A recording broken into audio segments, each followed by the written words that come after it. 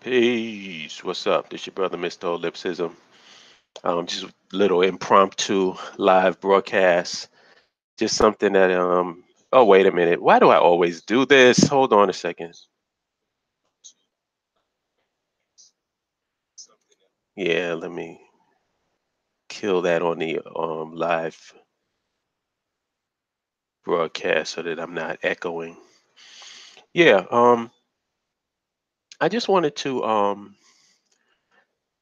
dive a little bit more into something that I touched in on my last broadcast. And this isn't going to be too long because I don't have any. I don't think people even know I'm doing this show, so I haven't sent out any alerts or anything like that. But it's this whole concept of you know internet forum etiquette and just how you can what's socially acceptable and what's not when you come into a new forum. And keep in mind, I'm talking about the BAIO social network on Ning. If you look at the upper right hand corner of the screen, you'll see like a little eye within a circle, a white circle. You click on that, you'll see the BAIO channel, the official channel for the BAIO. Hey, what's up, Naret? Oh, peace to. I'm not even going to attempt to pronounce that name, but hello to our book winner, our book giveaway winner. Thank you. What's up, Mufasa? If you look at the little, click on that little eye up at the top, you'll see the official BAIO channel, and then underneath that, it'll ask, "Have you joined the BAIO social network?" Um, I don't know if Narette, do you have that link handy on you? But if you do, you can put it in the chat room. Peace, Black African Power Network. Peace, Regina. Wow, I didn't even know. Oh, well, that shows you that obviously the notifications is working because I just did this on the fly. But I want to expand on what I was talking about in the last broadcast with internet etiquette and just what's socially acceptable and what's not. We have a few, I mean, for the most part, I would say 98 to 95% of the BAIO on the social network has been productive and peaceful and going according to plan. But there has been bumps in the road. I would say like two in particular that I can think of. And it's always funny, like the insignificant stuff is the one that always makes the loudest noise. And it's always like the vast majority of people are just chill, so you don't really talk about them. But I want to give props to those people and the vast majority of people in the network because it's cool. They come with a good spirit. They're interacting with each other. They're actually I notice a lot of activity within the local chapters. Peace to everybody entering the room. Love, wisdom. Um, so for the most part, it's been cool. But there have been some very disruptive people coming into the forums. And what usually is a telltale sign of whether or not a person is going to be cool or whether they're going to be an asshole is how they present themselves when they come into the group. Now, the people that I'm talking about who are the disruptors, the first sign is when they want to know plans and blueprints and what is going to go on and where this is going. They want to know all of these details about the what I call the big picture or the end game without first establishing who they are to the community of people that they've just come into. And I think, and I equated that to it's the equivalent of you opening up your door and a person that you don't know barging into your door, brushing past you, hitting you on your shoulder, going and flopping on your couch, throwing their feet up on the table and saying, what we eating tonight? And then taking you to task because you're not telling them. Oh, well, how you expect me to eat if you ain't telling me what you cooking? I want to know what seasoning you first. The first thing that's going through your mind is, nigga, who the fuck are you? Why are you in my house? Do you even know who I am? Did you say hello, good afternoon, good morning? You just coming in barking what you want, and you're not trying to get to know the people that's in the network. So first things first, as far as I'm concerned, and this is not just for the BAIO network, this is any forum that you come into. The first thing that's going to get you kicked out of a forum, any internet forum, is when you come in with that attitude and when you come in spamming, like off the bat. I've seen it happen. Like people will go into a group, and the first thing they'll do is they'll click up a link to whatever their brand is or whether their website is or whatever something it is that they're either trying to sell or they're trying to get clicks and they're trying to get views. That's unacceptable behavior on social networks, because what's going to happen is the person who's the moderator of that forum or the administrators are going to accuse you of spamming, and and it's true because that's what you're doing. And they're either going to take you to task and warn you, or they're just going to straight up kick you out. This is how it works. You know, I've started forums, and I see the progression of forums and how forums go. Like when a forum gets really successful, it basically takes on a life of its own, and you really don't need moderated. I don't like moderated forums anyway. Like when I find out that a forum is moderated, I usually leave it, and I've done that on Facebook and other forums. And I'll say this because this person had actually had. Oh God, what the hell is that? That's strange to have a plane flying that close over. What the hell is that about? I don't know if you heard that. But anyway, yeah, this person hasn't had a problem like, you know, throwing shade at me and throwing shade at nationalism. So I really don't have a problem calling them out. That's the reason why I'm not a part of the what is it, Black Talk Radio Network that Scotty Reed runs, because Scotty Reed wants to moderate everything. And that's all I'm gonna say. I'm not gonna shit on Scotty because I do consider Scotty a friend. Like he's cool, just an online friend, I should say. I don't know him personally, but he wants to moderate and control his forum too much. So I don't think that's some dictatorship shit. I don't In the BAIO, nobody is controlling you like that. You know what I'm saying? We're not that micromanaging and looking over people's shoulders to see what they post, and it doesn't go on like that. What we basically do is just provide the infrastructure for people to come in, and then you come in and you socialize and you network and you do whatever the hell you want to do, as long as it's within the parameters of land infrastructure nationhood. I mean, of course, if you have a forum on land infrastructure nationhood and somebody's coming in there promoting their religion or posting um, X-rated material, of course we're going to do something about it. But if I don't call that being overly moderated. I just call that, like, why would you come into a forum that has nothing to do with your post? That doesn't make any sense. So if you do that, then you must be expecting to be kicked out or expect to be approached on it. So our forum is not heavily moderated, like especially over your opinions and stuff like that within the context of nationhood. You know, the only time we ever had to ban somebody was when they came in and basically tried to disrupt the forum and tried to go against what the about us section is of the group is. Because in our opinion, if you're against what the about us section is, then why are you in the forum to begin with? Your presence in the forum is disingenuous because you don't even agree with the mission statement.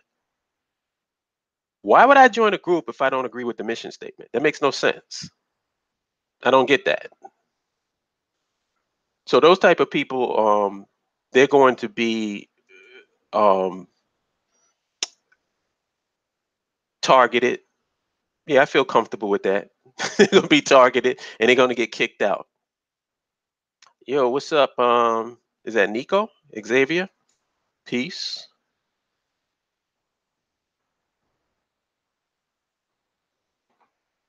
Wow. So I don't. So Regina and Narette, I only have to make you all the moderator once, and then you just stick that way. Oh, cool. So that's your permanent gig now. Nice. Because I thought I would have, like, if you came in, I would have to do it again, but I did it one time, and y'all just the moderators now. Cool. That's the way I like it. And hopefully you won't have to work too hard, because I don't think, not like I said, not too many people come into my forums trying to disrupt. It rarely happens. Like, the Negroes usually stay as far away from my channel and my live streams as possible. Yeah, I'm keeping you that way, for real. So yeah, in the BAIO, what's going on right now is we're doing what my brother Jonathan Hill says, mustering up our resources. There are about 400 people in the BAIO, and this is going to be a process because not everybody is responding. We have group chapters for the states in America, and we have country chapters for outside of America. Right now, the issue is getting people to join their state chapters. There are 400 people in the group, but not a lot of people have joined those chapters. Now, I can see which people are in each state, and I've actually, for the most popular states, I've actually sent emails to all of those people to tell them to join, but not that many have bit. You know, it's slowly but surely, but not all of the members within the group have signed up to their state chapters. I believe that if we can get all of those 400 people in those state chapters, then we'll have a really good idea of what our resources are, not only across the country, but across the world, like in other countries as well. Black Lily 99, peace. Yeah, you. So it's not just me. There's jet planes flying over. I'm like, what the hell is going on? Who knows? These people are so fucking crazy. That's why I can't wait to get the hell out of this country, man. You have no idea. If only for a week. If only for a week. Just to get out and breathe other air other than New York and United States of America air. I'll be a good, happy individual. Yeah, I don't know what's going on in NYC, but that was kind of strange. You usually don't hear planes flying that closely. Like, that thing was loud. I don't know if y'all heard it through the headset, but it was loud. Dallas, Fort Worth, Texas 91. Peace. Thank you. I'm trying. Or maybe it's the North Koreans, Black African Power Network. Who knows? But yeah, that's what we're trying to do, man. We're trying to get these oh, they won't. Also, I think it's because I'm demonetized. They won't let me post the BAIO network on the cards. You know, like the thing that I was telling y'all at the top of the screen. Like, it let me do the BAIO channel, and I put a poll there. Have you joined the BAIO social network? But it won't let me put the link to the site, and I think it's because my channel is demonetized. Ain't that some shit? I don't know what that's about. I don't know why you can't link an outside channel, but what does that have to do with whether you're monetized or not? That doesn't make any sense to me. But Internet has just put the link in the chat room. So anybody who has, oh, Black Lily and Dallas Fort Worth, make sure you click on that link and join the BAIO network. It's free, no money involved. And once you join, just join your state chapter, whatever state you're in, because we're trying to get, I believe that once we get everybody in their state chapter, then the question becomes, which state is going to have their first BAIO meetup? I wanted it to be New York. And if it was me involved in the planning process for the meet and greet, I would say that it would be New York. But since I really don't have the time to do it, it might be Atlanta. It might be Georgia, I should say. It might be California. It might be Pennsylvania. It might be Florida. It might be Texas. You never know. It might even be overseas. Maybe it'll be Namibia. Maybe it'll be Angola. Maybe it'll be Senegal. Maybe it'll be Ghana. Oh, you're trying to meet up in August? Oh, that's right around the corner. Who in the red? Who in Georgia have you spoken with? Like, is there anybody that you guys have gotten together? Like, who's gonna organize it? Or are you not at that stage yet?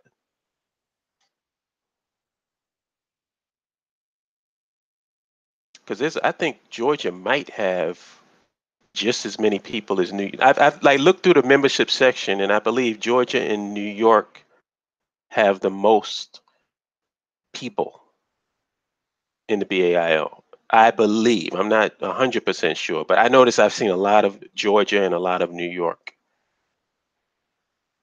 And then, of course, California and Florida. PA is surprising me. I didn't realize there was that many people in PA. Oh, Jonathan Hill. Okay, cool. Jonathan's cool. Actually, if you want to reach out to him, let me know and I'll hook it up. Because that way y'all can get it, jump. Oh, actually, both of my cousins are in Georgia right now. So you might want to hook up with them too. But yeah, that's what we're trying to do, man. We're trying to find out the amount of people in each one of these states and then build from that. Because once we get everybody in their chapter, then it makes it a lot easier to organize across the country.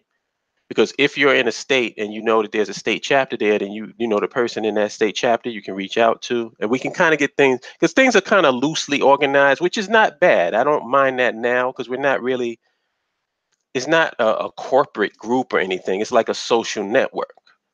So I like the fact that things are coming along in an organic way. It's not supposed to be work.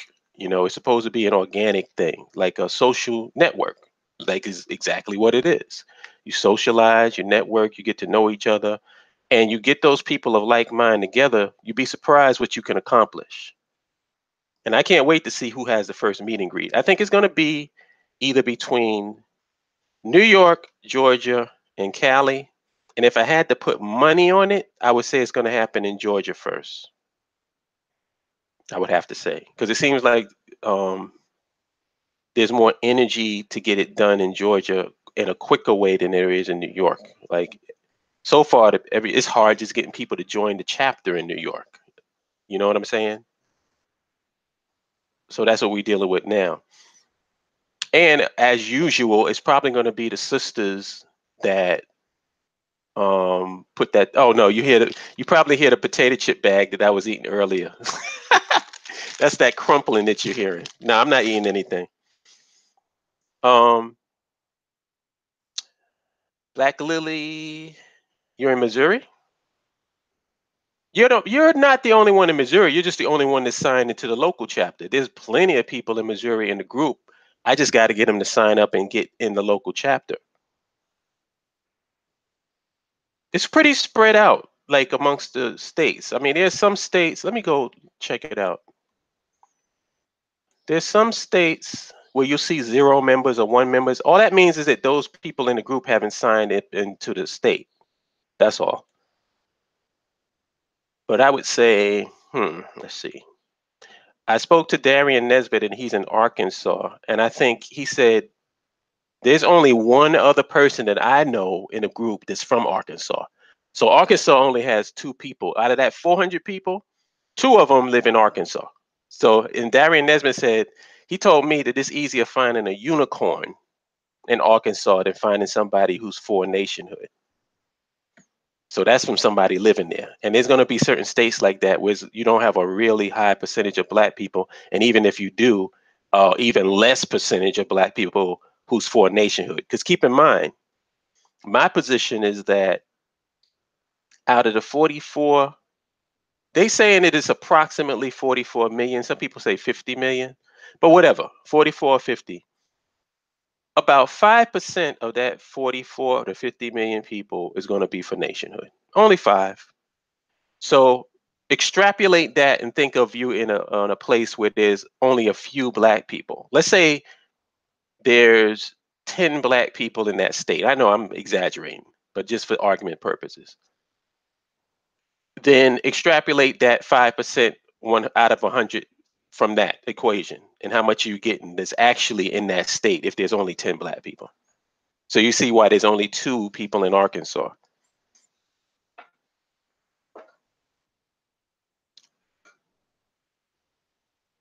Yeah, that's what I said. 5% is more than enough. more than enough. There's some places that don't have 2 million people in it. So if you had, well, keep in mind, of course, and I say this again in the red, I have to clarify because people hear me say this and then they'll think that all 5% of us are going to go over to Africa. What it means, and y'all already know, and I'm sorry for repeating myself, I mean 5% of the people of that 44 or 50 million people are going to be actively involved in the process of nationhood. It does not mean that all of them are going to go to Africa. There's going to be even a less of a percentage of that going over to the continent, because then you're talking about pioneers, um, people going as a small enclave, people doing projects and stuff like that, establishing the infrastructure, or that initial small enclave that can possibly grow to something else. They can grow to a block, grow to a neighborhood, grow to a city. And like I said in the last broadcast, if we was really serious about this and we can get a groundswell of grassroots people involved in this process, we can get. It's gonna be, it's gonna be definitely less than 100,000. Not nowhere near 100,000. I'll say that. Because remember, it was only like 300 people that formed in the initial formation of Israel. 300. So it's gonna be, if we do it the way that we can, if we really had that groundswell and that viral nationhood thing going on, we can get this shit done in 5 years. 5 years. I truly believe, because if you go into the BAIO network and you go to the STEM group, you'll see the articles and you'll see we've been posting about these smart cities. And these smart cities are quicker to put in, to get built than these old school type cities or old school type nations. I mean, the last nation that I can think of substance that was built was, or I should say territory instead of nation, was Dubai. And I think Dubai took 10 years.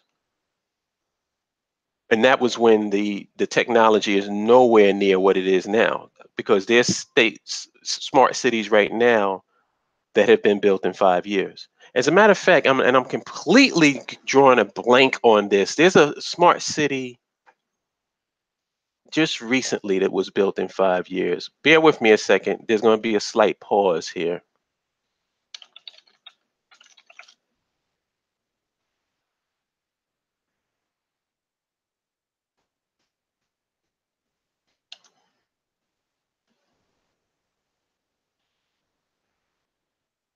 La la la la la la la.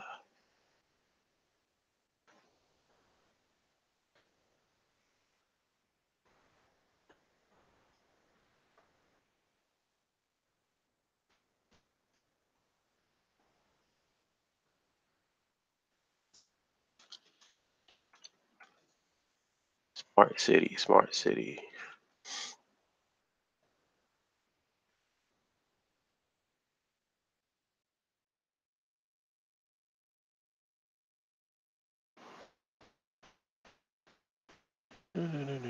I'm sorry for the pause, but I'm trying to look for this because I was reading about this city a few months ago, and now I can't even find the damn thing.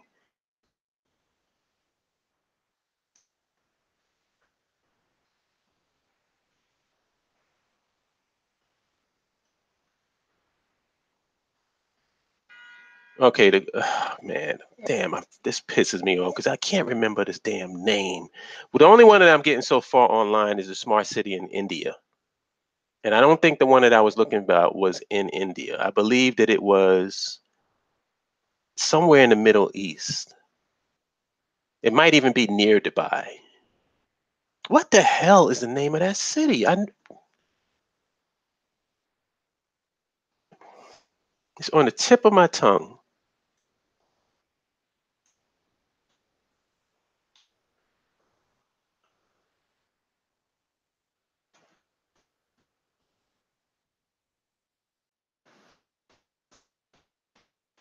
Let me see. Recently. See. You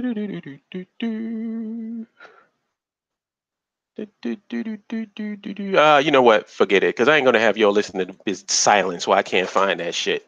I'll find it and I'll post it later. But they built this city in 5 years. 5 years the city was built. So it doesn't take long. And this is why I said the people who talk about the we can do it right here people, they got it completely fucking backwards. It's easier to build from undeveloped land a brand new city than to think that you're going to try to build something in America and then transport it overseas. As a matter of fact, do they even want to do that? Do they even want to transport it overseas, or do they expect to have it exist here in America? Because that's just brain dead and retarded. From a logistical standpoint, it makes absolutely no sense. And this is a point that we raised before, me and Carla raised about that. Let's say you build a nation within a nation inside the United States, and they give you or they allow you to build an airport or a seaport near the coast of the United States, right? Let's say you want to do trade as your nation within a nation with North Korea. Would the United States allow North Korea to fly into their airspace or allow North Korean trucks to be on their roads?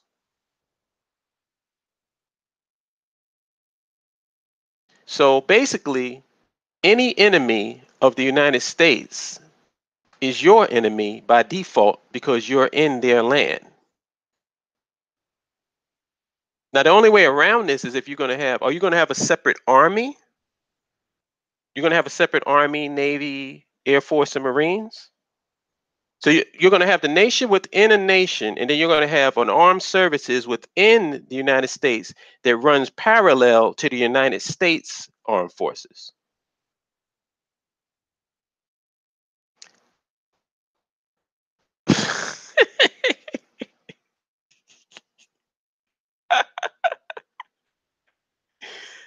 Oh my God. Did any of that make any sense? Did any of what does any of that make any? Do you actually think, first of all, and this is the point that I've always made on countless occasions, there was a civil war in this country because a certain portion of this country wanted to separate from the Union. These were white people. They went to a civil war to prevent white people from separating. And Abraham Lincoln even said that his whole thing about freeing the slaves was more to protect the Union than anything else.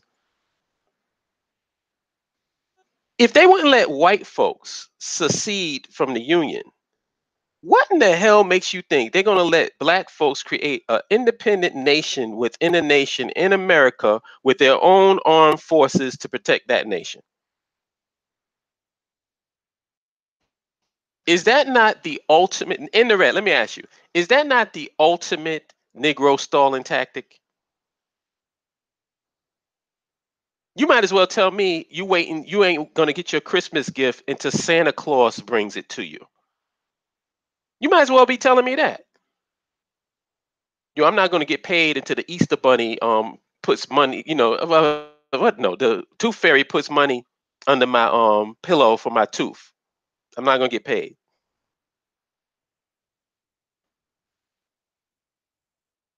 Philly Chew 215. Yeah, I guess. I guess that's the problem. God damn it, this damn logic. This damn logic. It always gets in the fucking way. Nothing gets in the way of a good cooning than an argument, a logical argument. But yeah, I don't. Did y'all see the? Did you check out my picture for the broadcast? The fuck your couch picture. I thought that was appropriate for this topic because that's really what you're doing when you come into a forum and you start barking orders and asking people, well, where's the land? What's the plan? You got the blueprints? I want to know what's going on. That's the equivalent of Rick James kicking your couch with the dirt on his heels. That's what you're doing. You're like, fuck you, fuck your forum. Where's the food at? I want something to eat. Get in the fuck in that kitchen and make me some food. It's not socially acceptable, people. What you need to do when you join the BAIO is join, get approved. First of all, read the About Us section of the BAIO, because that's available. It's not like you're blocked from reading it. Read that. Find out if what the principles are is something that you're in line with. I mean, because if you're not, don't join. It's that simple. Let me read the principles. Do y'all mind? Do you mind if I read the About Us section? Because it's short. Because there might be some people in here who are on the fence about whether they down for this nationhood shit. So let me read it. BAIO is a geopolitical organization of African American and African diasporan victims, descendants, and POWs of the transatlantic slave trade scattered throughout the diaspora, living as second and third class citizens in foreign lands. Our condition is tied to the legacy of slavery and genocide of African people in North America and the African diaspora. BAIO, along with some of the most powerful bloggers in Black America and the diaspora, will make the case that it is time for landless sons and daughters of Mother Africa to have self-determination. We believe self-determination means self-rule and government. The only place this can happen is in Africa. It is time for us to move forward to our ancient homeland. We are currently pursuing negotiation with African governments. This will require participation and brainstorming of our most educated, our intelligentsia, and our academic elite. We will organize our people for this mission. We want to create a non-reversible situation as it sends pioneers to the continent. Building settlements and proclaiming Afrikstan will be the enduring goal to our national salvation. Now, let me stop there. A lot of people have a problem with the Afrikstan. Ah, yes, love wisdom. Thank you. Masdar. That's it. Masdar. Thank you. That was driving me crazy. But you got it. That's the one. Now, I want to address the Afrikstan situation. Afrikstan, the title of Afrikstan, if you see it on the screen right there, a lot of people have a problem with that because they say, "Oh, well, Stan is what do they say? Stan is another language like Arabic or something like that, or they don't agree with the name of Afrikstan." Let me just say this, and this is a real source of annoyance for me, just in general across the board. This has nothing to do with just this issue, but this issue itself and the mindset behind it spreads throughout everything that we do. Black people really are a throw the baby out with the bathwater type people. We really are. It's like we do things that make absolutely no sense, but we think that it's appropriate. Or we tend to concentrate. We don't like our pecking order is just way out of line. Afrikstan is a placeholder name. If the people collectively got together and came up with a better name, do you think we're going to fight that? Because what's the most important thing? The goddamn land. So we're not going to try to get the land because we don't agree with the name of the land. It's a placeholder name because we don't have the land yet.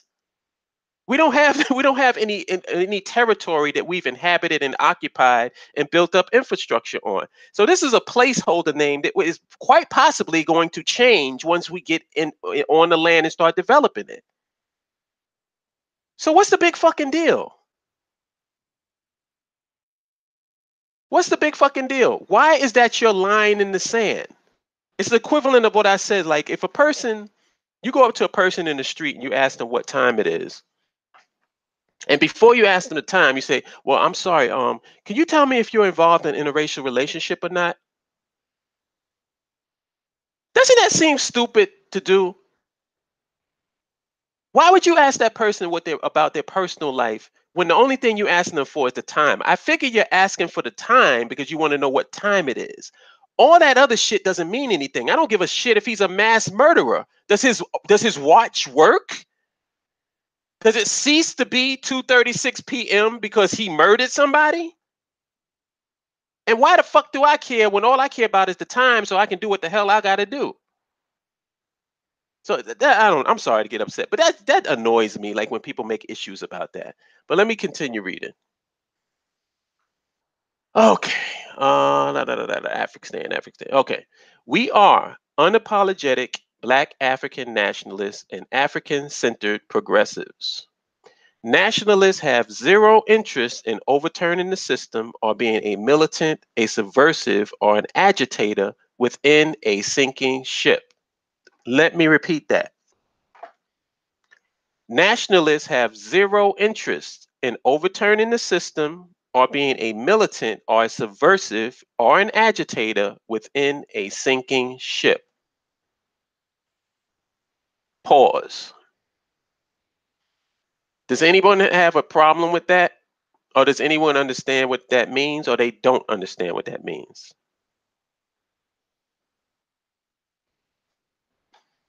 Type yes or no before I go on. I'm about to take a sip of this soda. I hope y'all don't hear it.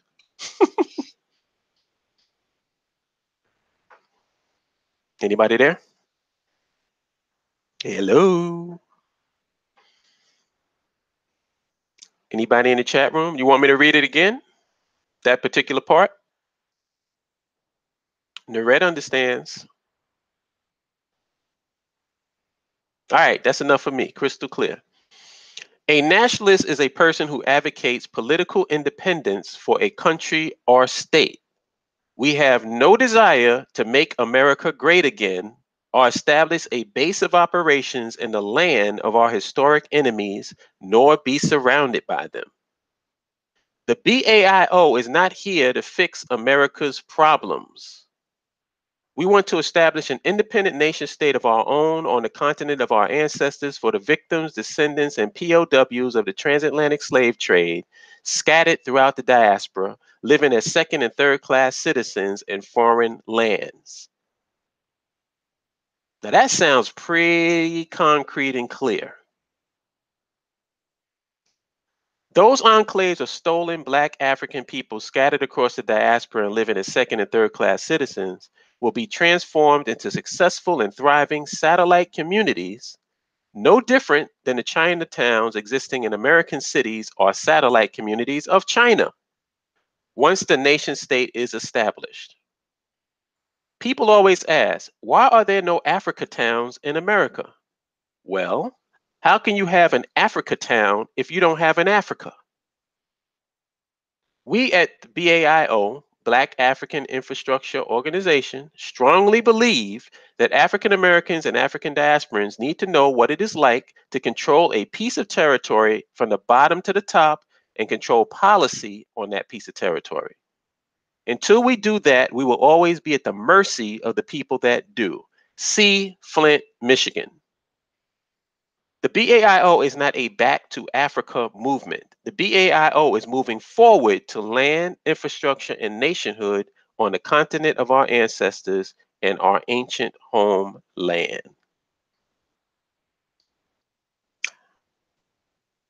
Sounds pretty clear to me. And can you believe that there are people that actually are against that?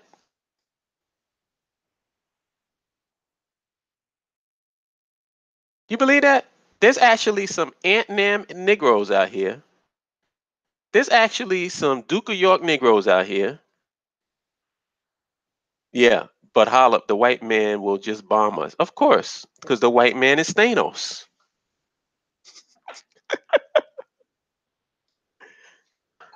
As long as the white man yields the infinity gauntlet, there's nothing we can do. So why fight him? Just submit. That's what these guys who call themselves like what's this dude in the red? You know this dude in Search for Your Huru's forum. He comes in there in the chat room. His name is Nutriman.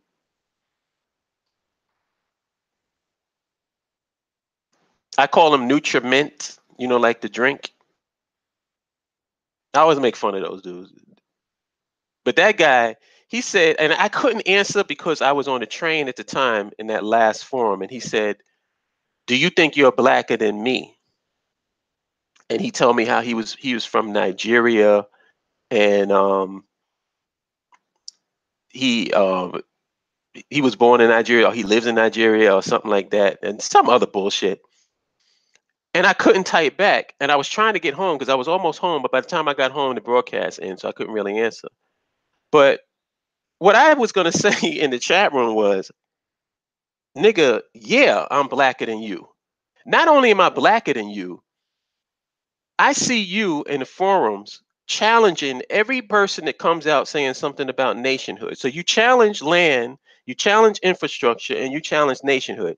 Nigga, not only am I blacker than you, but also you are you are one of the biggest bootlicking niggas that I've seen online.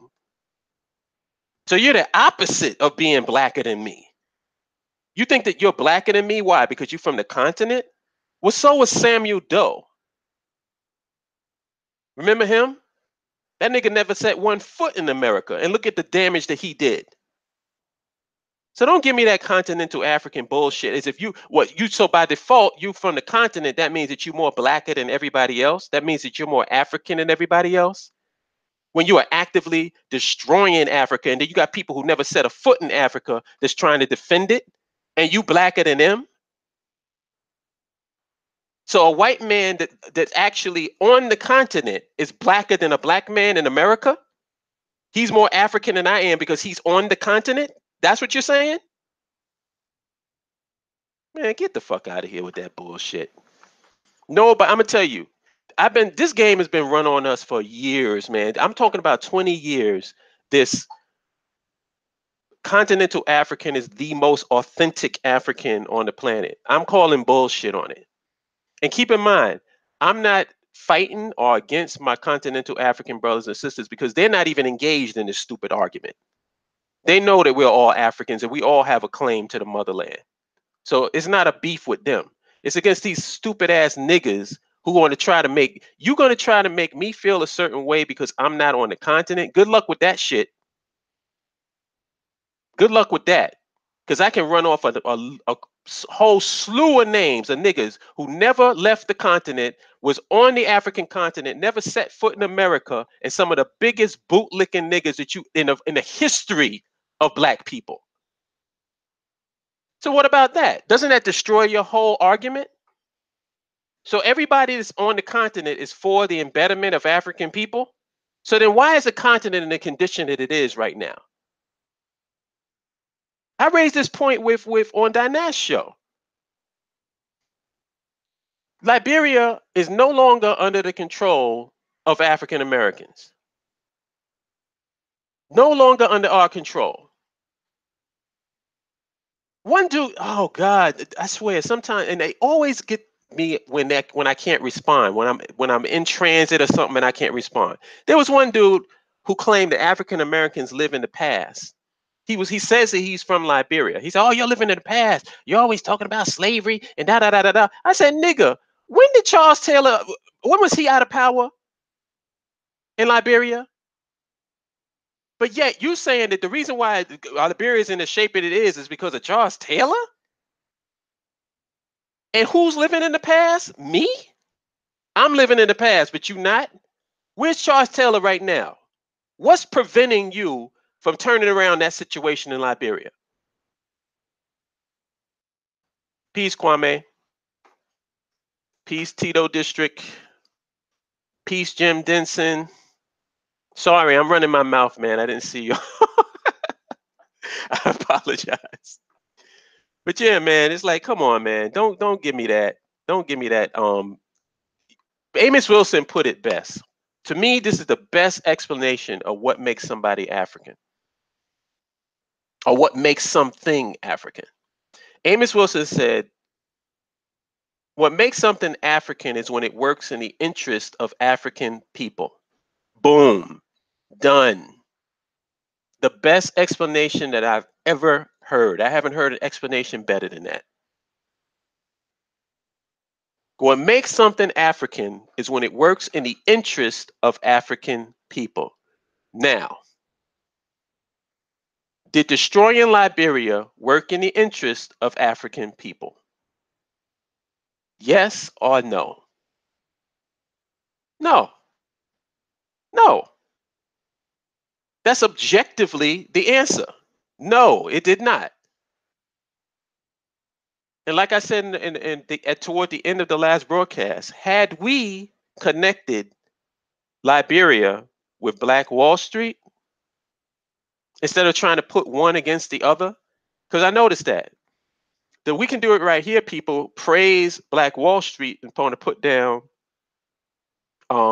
Liberia. I haven't really heard the people who was for Liberia put down Black Wall Street. I mean, me personally, I haven't heard that. But if that is the case, if somebody that's pro Liberia puts down Black Wall Street, they're just as wrong as the pro Black Wall Street person putting down Liberia. Because I've always said Liberia is the nation state. Black Wall Street is the satellite community. All they had to do was be connected. If they would have connected Black Wall Street and Liberia when they were in their heyday, there wouldn't be a BAIO. There would be no need for a BAIO. Because there it is. You got your nation state, your base of operations where you can control policy. And then you got your Black Wall Street where you're doing direct trade with the continent. Your own market that you can control. And if somebody wants to come into your market, fine. You just do what they do to us. You charge them extra. Isn't that what everybody else does to us? When we want to break into a market that's controlled by somebody that's not Black, they'll let you in, but they'll charge your ass up. They'll charge you up the ass to let you in. What's wrong with us doing the same thing? And that would have served as an example to all the nations in Africa. If all the nations in Africa could see that, they're like, damn, Liberia is like a force in the world, then that would have created pressure on those African nations from the populace within them to like, yo, do y'all see what's going on? What the hell are we doing? We need to get down with this. Who knows what the continent would look like now had that situation been attained?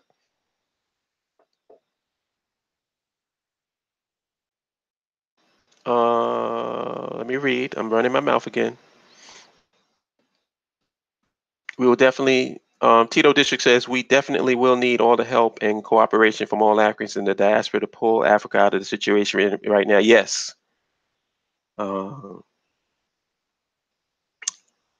Galleon 1. Did I say that right? Galleon 1? Oh, man. Galleon 1. You almost won the book. You almost won the book. I'm sorry about that, but you get the chance next time. Nigeria should have been a superpower, and it still can be. It still can be. All it takes is the will to do it, like the will to actually have it done. It's like there's nothing going on, even in Liberia, as fucked up as Liberia is right now. It could be turned around instantly if people wanted it turned around. You know, if you really wanted that situation turned around, it could be turned around. Nothing is impossible. Nothing cannot, be fixed. But the problem is you have to have the political will and the will of the people in order for it to be fixed. Because the United States is getting ready to do a lot of different legislation because people are just getting tired. They want Medicare for all, and they're going to get it because the people want it. That's just the way it is. They can fight it, and there's a lot of people trying to fight it, but it's like a snowball going downhill at this point. The people are suffering, and the people want to change. So it's going to either they're going to change, or it's going to be some fucking revolution. So I guess they're going to opt for the change rather than having people with pitchforks and torches out. That's the way things work. When you want something done, the people have to want it. If you don't want nationhood, guess what? We're not going to get a nation. But if you have a strong enough contingent of this 5% that want it, and I truly believe that the BAIO is the start of this, because it's the only forum that I can think of where it's saying nationalists, come here, let's get together, people of like mind, so that we can congregate and socialize with each other, so we can accomplish this vision that we want of land, infrastructure, nationhood. If there's another one, let me know. As a matter of fact, if there's another one, we should be communicating with that other one, and we should be joining forces. But to be honest with you, and I had this discussion with Jonathan Hill, it's like that scene in The Social Network when the guy who played what's the guy who's a Facebook dude? Why am I drawing a blank on this? Mark Zuckerberg? Yeah, Mark Zuckerberg. He told the guys, if you invented Facebook, you would have invented Facebook. Remember that scene? That's the same way I feel about the BAIO. And this is what I was trying to explain to my brother Jonathan. The fact that the BAIO didn't exist before we brought it into existence is not an oversight. It's not a miscommunication. It isn't because, oh, wow, I never thought of that. It's because nobody gave a fuck about this concept. This is not a concept that these people want. And I'm talking, when I say these people, I'm not talking about the masses. I'm talking about the black talking heads, the intelligentsia, the representatives, all these people. They did not want land, infrastructure, nationhood. They've been fighting the BAIO before the BAIO was even in existence because they fought against Marcus Garvey. They fought against Elijah Muhammad. They fought against Noble Drew Ali. Anybody that was talking about nationhood, they fought against because that's the last thing they want. They want you to be here fighting for equality with white folks. As long as if you are a Black Power American or a militant integrationist or a Captain American Negro, you're not an enemy of this country. Nobody has a real problem with you. Because as long as you're that, you can engage in this Batman versus the Joker relationship with them. And they love that. They love it. And you know what they love too? They love when a guy like me comes along and says, "Yo, why don't you leave that person? Why are you still in a relationship with him? Why don't you leave him?" And then the person that I'm talking to attacks me because I'm trying to get in the middle of their love affair or their relationship with the person that they're going to war with. They love that. So when these Captain America Negroes and militant integrationists and Black Power Americans attack land infrastructure and nationhood, the white system is sitting back going, yeah, that's just what we want. They ain't got no problem with y'all. They got a major problem with us. Everybody that's in this chat room, they got a major problem with you. They got no problems with an Yvette Carnell. They got no problems with a Boyce Watkins or what's these guys? I mean, forgive me because a lot of them, I don't listen to these people, so I don't know their name unless they bring them up in conversations. But just name them. All right, this makes it easy. Anybody that's not a part of the BAIO is a Black Power American, a militant integrationist, or what is it? Or a Captain America Negro. If you don't see them talking about land, infrastructure, nationhood, that's the demographic that they fall into. So do I need to name names? When you really think about it, do I need to name names? Oh, there's Kala. What's up? Let's read. Black Power. The Europeans gave African nations independence, but went straight into the education system. That's a major reason why things are the way they are. Yep. Some of the things they teach over there is the benefits of slavery and colonization. Yep. What you need is a secret society exclusive to the black elite, based specifically on intelligence. Let them do their thing, accumulate wealth, and achieve vital political agendas economically done. Yeah, I'm all for the secret society. But like Black African Power Networks, you beat me to it. You can't have secret societies without land and infrastructure. And you need a think tank first to get practical solutions. I'm for that, definitely. The think tank thing. And that's what we're really forming right now. You know? Who's that? THKMRA. I don't know how to pronounce that, but you said I can stomach Yvette sometimes. You better than me. You better than me. I can't stomach her at all. As a matter of fact, I don't think that she makes any legitimate points, to be honest with you. Like, I can usually give somebody some props. Well, no, wait. She did have an issue. She had an issue with Boyce. But I wouldn't even side with her on that because that was more of a personal thing between her and him. Hey, what's up, Bashir? Good afternoon. Peace, Mr. Cat. Yeah, Tito. It's come on. It's a waste of time. She's a misery merchant. Oh, I forgot to add that too. Add misery merchant to the Captain America Negro, Black Power American, and militant integrationist. Because that's what they fall into.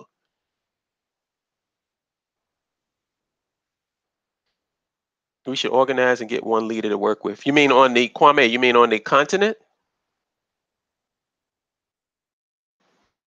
Because if you're saying on the continent, I agree with you. All it takes, Kala said this, and we've said it. If we can have one African nation that wants to embrace African Americans, they're going to become a superpower in a short period of time. I would say within 5 years. Within 5 years, you're gonna have so many people trying to get over to Africa just for vacation. They're like, damn, I want to go to Wakanda. That's what it's gonna be. A technologically advanced nation. It can't be anything other than that. No here. All right, explain what you mean, Kwame. I'm a little bit off, but that's probably me because I'm probably reading everything out of order. What leader? A leader here in America? I agree, Mr. M.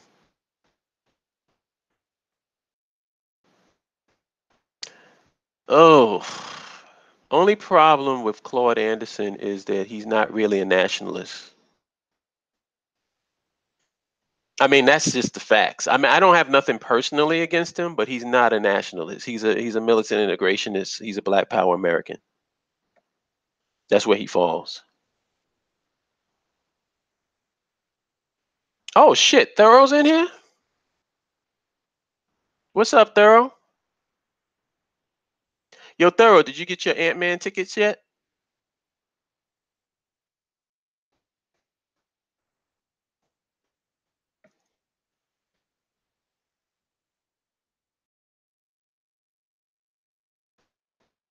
Let's see. Information Man Show. Peace. Peace to everybody that I missed while I was running my mouth. Ah, cool. Yeah, I haven't actually gotten mine yet, to be honest with you. I'm probably gonna take care of that today because I just forgot. Browse the co-op black game. All right. He says the only thing she's right on is how other groups use the guise of POC and Pan Africanism as a rouse to co-opt black gains, but her strategy falls short. Now, what does she mean by co-opt black gains? Because my position has always been this. We don't have the hearts and minds. Nationalists and African-centered progressives do not have the hearts and minds of the masses of black people. What do I mean by that? And y'all tell me if I'm right or if I'm wrong, because I've always made this point. We didn't go down the route of Marcus Garvey and say that we wanted a nation of our own. We didn't go down that route. We went down the Martin Luther King route. And like I said, I'm not putting down Martin Luther King. I'm just stating that that's the integrationist, stay here, fight for equality. That was his message. We chose that route.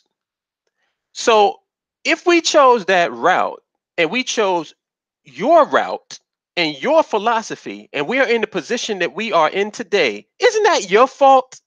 Why are you blaming a demographic that nobody even fucking listens to for the problems that plague Black America? So even on that, she's dead wrong.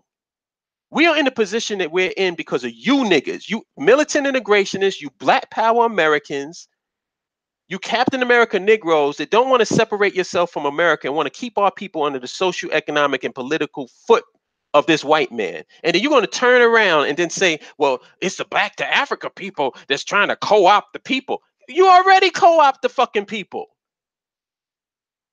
And what fruit has that tree borne?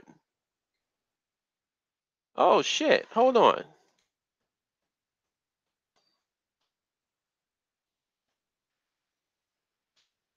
Arian Nesbitt. I want to see if I can get Darren on this show. Hold on a second, because he was supposed to be with me yesterday, but he didn't. He couldn't show up, or he didn't show up, and I didn't hear nothing from him. Let's see. We're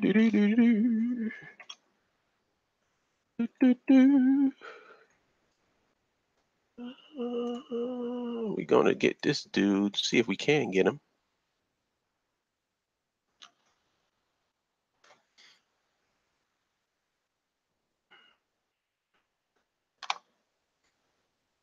Yeah, hopefully that works. Let's see. Yeah, Information Man says that we failed to follow the Booker T. Washington cooperative economics business. Yes, we did. Holip, Ghana has been inviting us back home. About 10,000 African Americans are comfortably living in Ghana today. Nice. 10,000.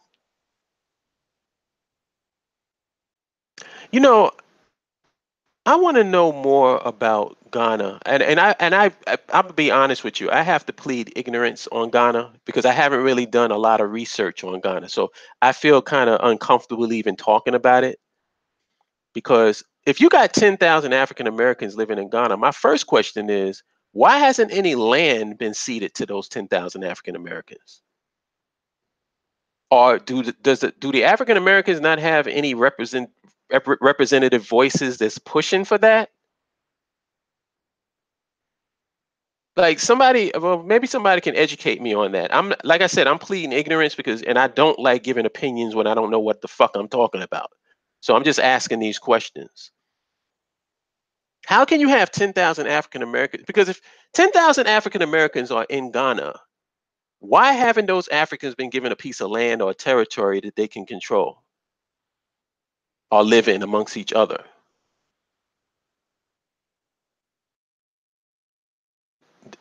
Damn, we need to get those Africans into the BAIO. It's just amazing to me. Is anybody not thinking about that? I agree with you, Carla. We can't put all of our eggs in Ghana, but if you got fucking 10,000 African Americans in Ghana, I think that something should be done there.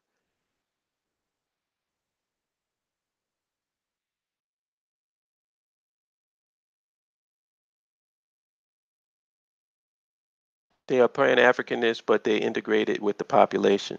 Hmm.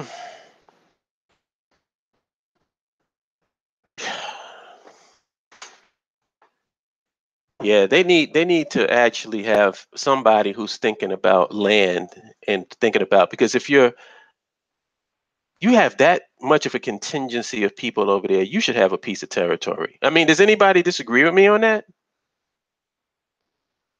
Like, should black folks in Ghana have a piece of territory? Like, it doesn't mean that you're separating yourself from the population by doing that. You're still going to be integrated with the population, but at least you would have some territory that you can control.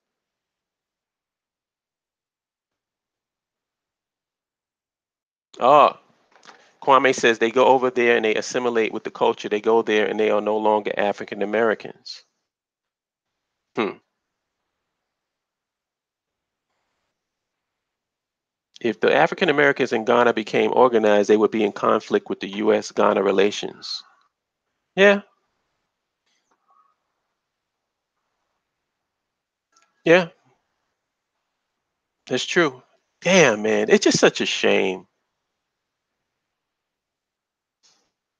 And I'm quite sure, like I don't, like I said, I can't speak on Ghana because I don't know what the land laws are in Ghana.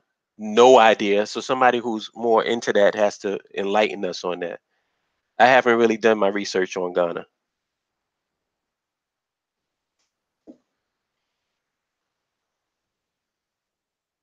but I just feel that it's if you have a 10,000 African Americans over on the continent, it just I don't know for the life of me why no. What is that? Just nobody thought about it?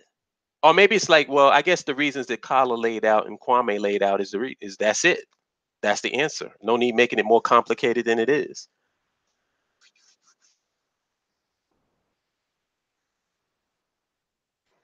Yeah, I agree with you, Black African Power Network. They aren't going over there with a political agenda. They're going there to work and live their lives. Nothing wrong with that, but it is what it is. I agree because I've always said that I don't want to go. Like people is asking me, why don't you go over to the continent? You're a hypocrite because you're in America. I'm like, what am I going? I'm gonna go over there to retire. I'm gonna go over there to lay on, get a villa and sip some mai tais. How does that help nationhood? What does that do for our people worldwide? It may solve my individual problems, but all I'm doing is just living under the socioeconomic and political control of whatever that African nation is, and I don't really have any interest. I'm just there helping to empower the economy, but I don't have any interest. My people don't have no interest. I mean, it seems like we just want to avoid this upcoming fight with the rest of these races of people. That's what it seems like to me. It's like we want to avoid a confrontation. And keep in mind, I'm not talking about warfare and all of this other crazy shit, because that's not the only type of confrontation. Physical warfare is like the last stage, before you, like, that's when all things have broken down. Then you go to physical war. Nobody really wants to go to physical war. Even people in power don't want to do that. They would much rather, overcome people through their systems than to overcome them through the military, for the most part. So I don't know. It's like it just seems like we want to avoid any type of confrontation. And to be honest with you, just saying that you want land infrastructure nationhood is by its very nature confrontational. There's no way to get around it. It's saying I want to have something of my own. How do you get around that? Like what's the nice way to put that? Omar Blacksmith, how can you lobby for the BAIO if you don't travel to Africa? Easy, by saying that we want land infrastructure nationhood, that we believe that an independent nation state is the only solution to our problems here in America. Do I have to go to the continent to do that? That's how. And it's not just me. The BAIO, I'm one member out of the 400 people in the BAIO. The people that's probably going to be boots on the ground and actually talking to people is not going to be Holipsism. So how is Holipsism contradicting himself by just saying that we need to have land infrastructure and nationhood? Do I have to give it, like, all right, so then what I have to do is take a plane ride over to the continent, set foot on the ground, take out my cell phone, do a selfie of me saying that, all right, now that I'm on the continent with my feet here, we need to have a nation of our own.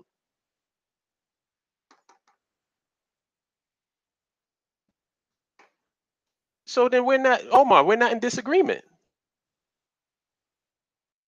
The BAIO absolutely needs boots on the ground. Yes, they do. And yes, there are. There are people on the continent that's down with the BAIO. And there's people in the BAIO that's going back and forth from the continent. So what you're saying is already happening. What I'm saying is the position that I'm feeling that you're taking, and you tell me if this is wrong. You're saying that I can't even say that we should have a nation unless I'm on the continent, because that doesn't make any sense. And I don't understand um why the point is even made. To be honest, I don't understand why that point is even made. When somebody is saying that the solution to our problems is land, infrastructure, and nationhood, then why would you challenge that because they're not on the continent?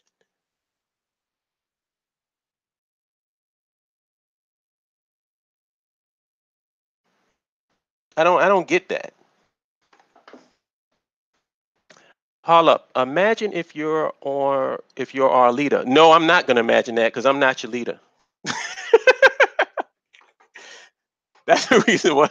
No, if I was a leader, then yeah, I should be over there. If I'm a leader, I should be over there, but I'm not a leader.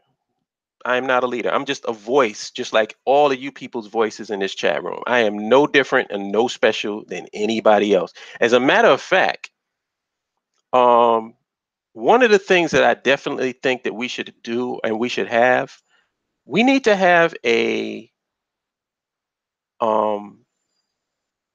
sister channel or a sister group talking about nationhood, because that doesn't exist.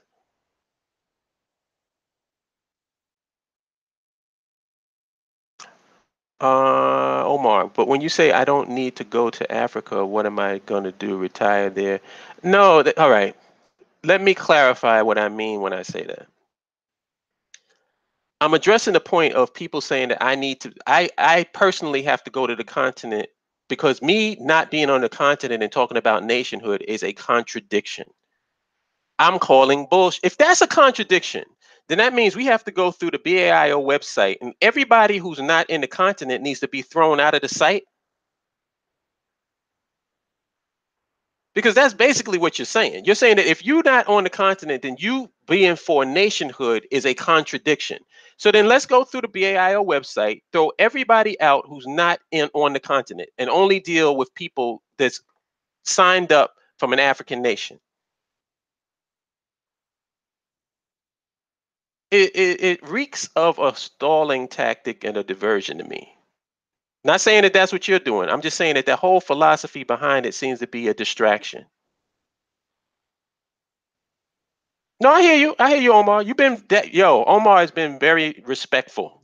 That's the reason why in the red hasn't cut your head off. Ah, but I understand what you're saying. And that's why it's like I always put it out there, like, yeah, going to the continent and retiring might even be an option for me. But even if I take the option, that's really irrelevant to what we're talking about, because that's my own personal um decision. My own personal decision would be whether I go there or whether I don't, but it's really irrelevant in the grand scheme of things.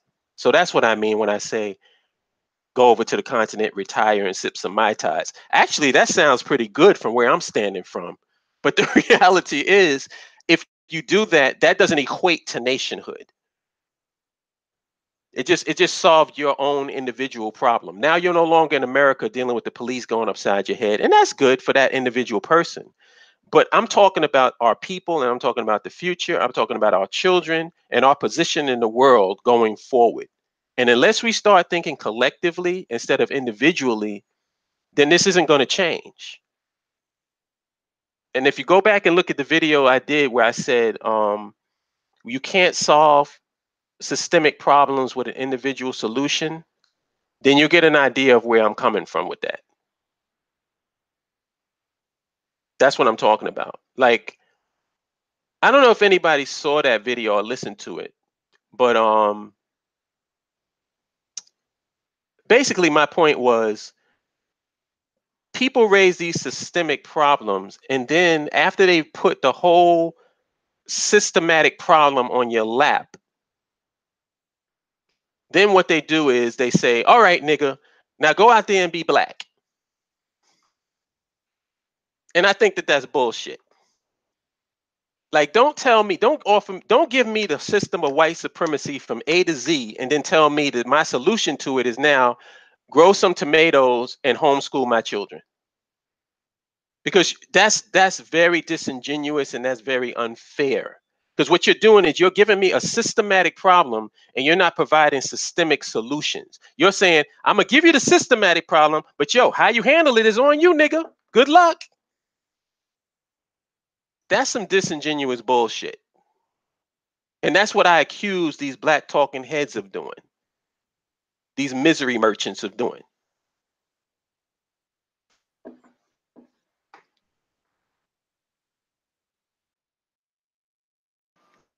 Red Logic, how do I contribute? I don't want your money, and the BAIO doesn't want your money. What we want is your membership. Sign up to the BAIO website. Naret will post a link in the chat room. And just join your local state chapter, or if you're from outside of the country, join your country chapter. That's how you can contribute. And then let other people know about your state chapter and try to connect with people in your state. No donations. We don't need donations actually, because no Nobody in the BAIO needs any bling. We don't need no furry coats. We don't have a staff that you have to support and pay. It's all the administrators, and I don't even know. It's under 10 people, administrators. We have more than enough to take care of maintaining the site. So collecting money and under the guise that, oh, well, you're helping to support the BAIO by us taking your donations is a bunch of bullshit to me, because that's not what we need you to do. What we need you to do is to join the people in your local chapter in your state, and connect and network and socialize with those people so that we can get a groundswell of grassroots support for the concept of land, infrastructure, nationhood. And all that I just laid out right then and there is all free. You don't have to pay to click on a link. You don't have to pay to share a video. You don't have to pay to let your people in your state know, hey, I'm in this social network and we're trying to get memberships for our state. Could you join? All of that's free. And that's the reason why I like the whole concept of the BAIO, because we're not trying to rip nobody off. We're not trying to get rich off the people. None of this stuff. That's why we don't take any donations. That's why there is no leadership.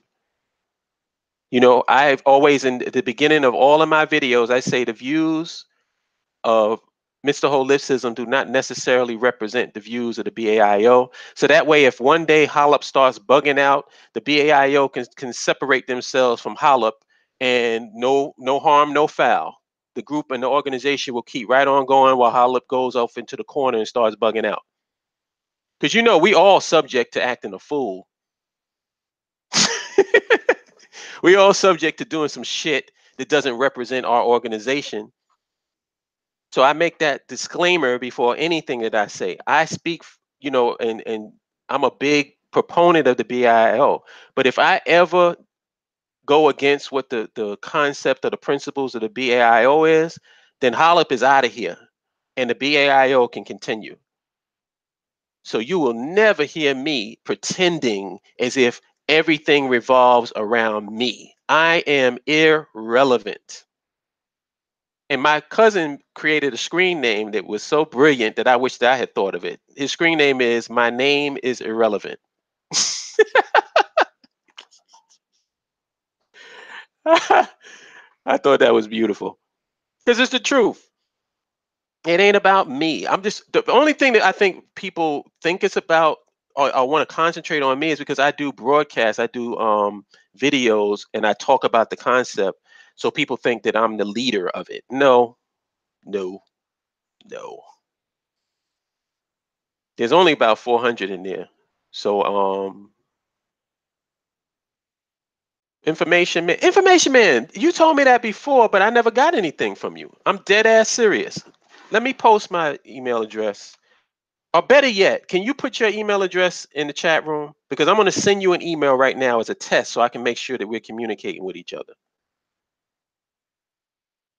No, that's not my name is another guy. That's a brother who definitely supports us. But my cousin, he called his thing "My Name is Irrelevant." Naret. But information man, put your email address in the chat room. Because I already gave you mine and you said you sent it, but I didn't get anything. So let me send something to you so I can make sure that there's nothing in between us, that we have good, clear communication. Because you're the second person who's told me, like people say, oh, I sent you an email and you never got back. I'm like, I didn't get it. Okay. Well, no. I want to send you an email. Just type your email in the chat room and I'll send something to you, because I want to make sure that you're getting my transmission. That's all. Just type it in the chat room and I'll send it to you so I can make sure that you get it from me. We ain't getting into that, caller. Sorry. Okay. Call wave. Boom. All right. Thank you. Thank you.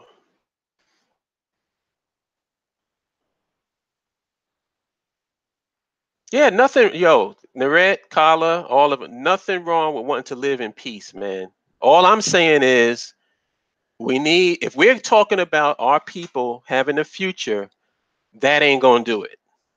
We have to start thinking about these systemic problems with systemic solutions. That's what we need. So yeah, I'm not against going to the continent and retiring and sipping on some Mai Tais, because I telling you, man, that concept right there from where I'm sitting at right now sounds mighty good. Shit, you think I would rather be sipping on some Mai Tais on the fucking continent than dealing with this bullshit? So no, I'm definitely not against that concept. All I'm saying is just an individual going over the continent to do that doesn't solve nationhood. Can we agree on that? So I hope I'm been crystal clear on where I'm coming from. I'm not putting down people that want to do that. I'm just saying that that doesn't solve the nationhood problem. It only solves your individual problem.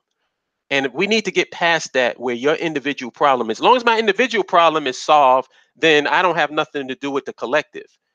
But you notice how that changes when your individual circumstance change. You can kick that when everything's going good. But when things start going bad, now all of a sudden you want the group to come in and rally behind your cause. See, that's the bullshit that I'm not down with. If we're going to be a collective and we're going to be about each other, then we got to be about each other whether we good or whether we bad. You can't just be about, if you seeing our people getting killed in the streets and you living in a mansion, so because you living in a mansion, that means that, well, ain't me, nigga. So what's going to happen when they kill your son or they kill your daughter? Now you become outraged. Now, oh, the system is against it. Why? Because now you can't be comfortable no more. Now that white supremacy and that racism is what reached out and touched you and yours. So now you are part of the cause now. Nah, we can't have that, man. We can't have it. I have literally sat in my house, and I'm not ashamed to say this. That decision where they gave that man's children $4, reduced it to 4 cents, and then reduced it to zero, literally brought tears to my eyes. And I'm not ashamed to say it. I actually cried over that. And I'm in a good, and now me as an individual, I'm in good shape. So because I'm in good shape, I can't feel the pain that those children are going through or what that mother went through by losing her husband or what they went through for losing their father. I mean, do you see where I'm coming from?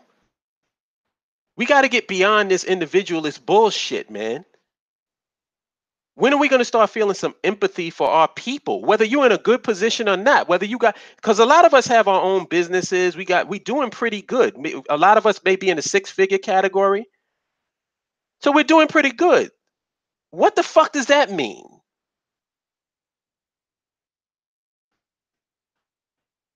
So because I'm doing good on an individual level, I can't feel nothing for people that's going through shit. Like the brother who's the brothers that's in the car with his woman and her daughter who gets shot when he tells the cop, I have a weapon, doing everything that you're supposed to do, and they kill him in front of his child, and you have a child trying to calm down an adult, and I'm supposed to sit up there and, oh, I'm good. Fuck them. Come on, man. Maybe I'm just built different. Maybe I'm just built different. Maybe should I not care? I'm not supposed to give a fuck because, oh well, Holip is doing good. He's got six figures. He's got his own place and he can go across this place and that place when he wants to. Come on, man. We got to start thinking about each other, man. And we got to start thinking about the future of our children. Our children. Because those children, for me, what made me cry is thinking about those children. Let's just put it this way. Bruce Wayne became Batman because they killed his parents in a robbery.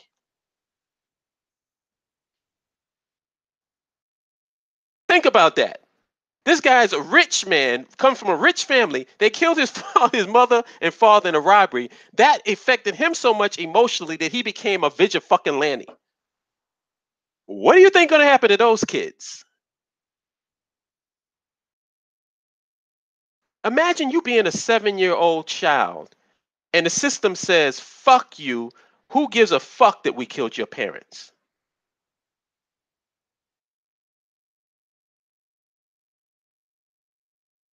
What do you think is going to happen to that 7-year-old, or that 10-year-old, and that 13-year-old? What do you think is going to happen to them?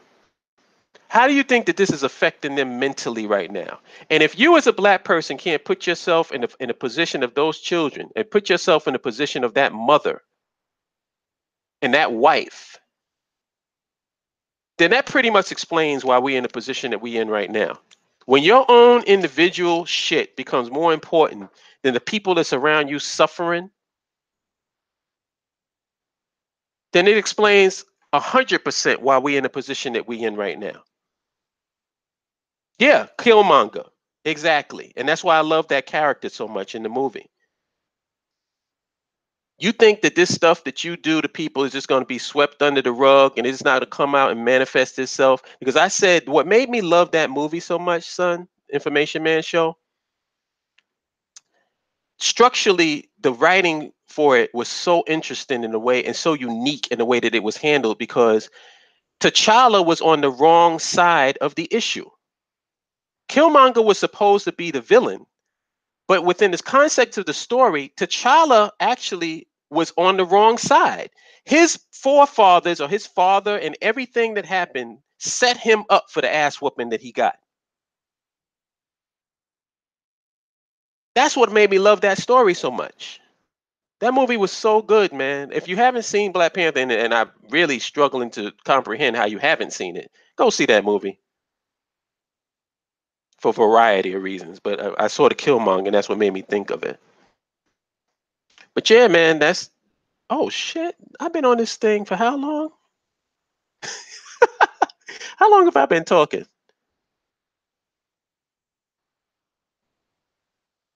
Damn it. Oh, okay. Can y'all still hear me? Am I still on? Hello? Can y'all hear me?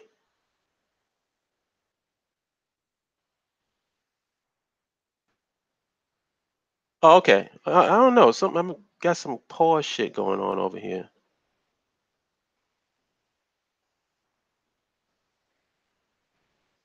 Yeah, I wouldn't say no, I wouldn't say the Killmonger was a superhero in the terms of in the context of the whole story, but he was the antagonist, but his point of view was just like he had a reason for having the point of view that he had because he was done wrong. So then, and I think Chadwick Boseman said it the best. He said that T'Challa had to go through Killmonger to become the hero, and he's right. Because if he had not have gone through Killmonger, he would have been the villain of the story. And that's why I said the writing and the way that they put that together was so excellent. I didn't consider Killmonger a hero because that wasn't what his role was in the story. He was an antagonist. He was just a very well written, layered antagonist, if you know what I mean. And that's what made the story so good.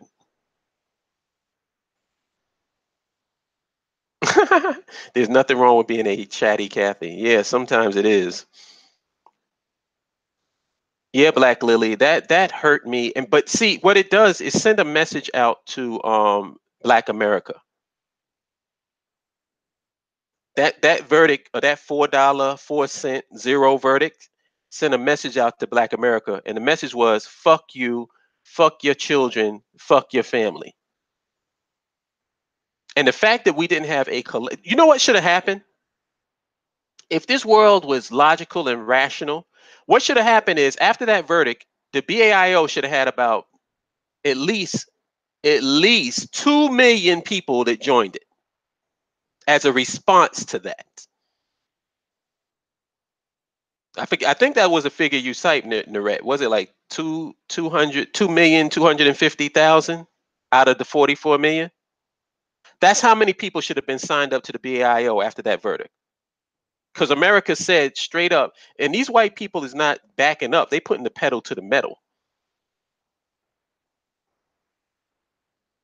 That's what the whole election of Trump was all about. And Trump is just a symptom of the problem. Trump is not the problem. He's just a symptom of the problem. But I'm glad that Trump is in office because he puts the proper face on America. I mean, think about it. Who's a better president for America than Donald Trump? Somebody who talks a lot of shit, is totally ignorant of the shit he's talking about, and a bullshit artist. I mean, what better president? Obama was having Obama as the president of the United States was sort of like trying to fit the square peg in a round hole. He's too intelligent. He's too tactful. He's too poised, and he has too much class. Why the hell would you have somebody like that as your president? What you need is a Donald Trump. Donald Trump represents these white people the best, and that's the reason why they love him so much, because they say he's a fucking piece of shit just like I am. He has no class. He doesn't know how to behave just like me. So that's why I think his popularity is probably now higher than it's ever been. If I'm not mistaken. I mean, I don't really follow the politics like that, but I would imagine his popularity he's probably more popular now than he's ever been. And he's probably going to have a second term because the Democrats are the Washington Generals. That's what they are. They're there to make sure that Trump wins. They're not there to resist Trump. If you believe that think about it, I can prove to you that the Democrats are not there to resist Trump. I can prove it. What was one of the things that the Democrats right now with this so-called resistance in quotes against Trump, one of their biggest problems is that this guy is unhinged, right? He's unhinged. He's out of control. How could you have this maniac in control of the nuclear codes? Isn't that what they said? What just recently happened with the military budget? Oh, that's right. The Democrats approved the military budget. So the guy that you say is unhinged, the guy that you say can't be responsible for the nuclear codes, you just gave him billions of dollars more for the military industrial complex. It's all a game, y'all. It's all bullshit. This is what I keep trying to tell my brother Kala, because he seems to have it in his head about a liberal agenda. There is no liberal agenda, Kala. If there was a liberal agenda, Bernie Sanders would be president of the United States. If there was a real liberal agenda where the whole concept is to turn the country into liberalism, then why do they fight their liberal and progressive base and marginalize them? Because there really is no such thing as liberal. There really is no such thing as conservative. What there is corporate. The Democrats and the Republicans are the same goddamn party. Because when you look at their policies and what they support the same thing. Neither a Democrat or a Republican is for Medicare for all.